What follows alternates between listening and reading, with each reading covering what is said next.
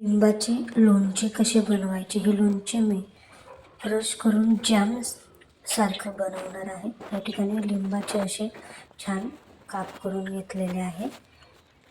आता आपण त्यातील बिया देखील छान अशा काढून घेतलेल्या आहे. त्यातील बियांमध्ये थोडा लिंबाचा रस दिलेला होता, तो देखील टाकून घेतला आहे. आता बारीक चिरलेले जे आपण लिंबू होते ते कुकरमधून त्याला शिजवून घेणार आहोत.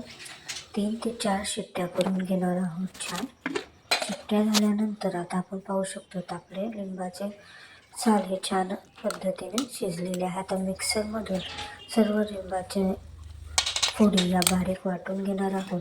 आता या वाटलेल्या फोडींना जे शिजवून घेतलेले होते त्यांना फोडणी देणार आहोत. कढईमध्ये तेल टाकलेलं आहे. तेल छान गरम झाल्यावर त्यात जिरं टाकलेलं आहे. जिरं बी छान असं लालसर झाल्यानंतर मग गॅस छान बारीक करून घ्यायचा आहे. त्यामध्ये आपण बारीक मिक्सरमधून जे ग्रेव्ही तयार करून घेतलेली आहे लिंबाची ते त्यात टाकलेली आहे. आता त्यात आपण गूळ टाकलेला आहे. गूळ हा आपल्या आवडीनुसार टाका. कोणाला गोड लोणचे आवडते, कोणाला कमी गोड आवडते. मला गोड आवडते त्यामुळे मी गूळ हा जास्त टाकलेला आहे. आता त्यात मीठ टाकलेलं आहे चवीपुरतं.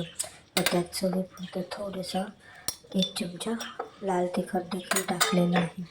तुम्ही जर माझ्या चॅनलवर नवीन असाल तर माझ्या चॅनलला सबस्क्राईब करायला विसरू नका व बेल आयकॉन दाबायला विसरू नका. या ठिकाणी आपलं लिंबाची बारीक केलेले लोणचे रेडी झालेले आहे. आपण बघू शकतात. आपण हे मुलांना जॅमच्या ऐवजी घरच्या घरी बनवलेला जॅम हा पोळीला लावून देखील देऊ शकतो. छान अशा पद्धतीने याची चव असते. तुम्हाला माझी रेसिपी ही कशी वाटली हे मला कमेंट्स बॉक्समध्ये सांगायला विसरू नका. थँक्यू.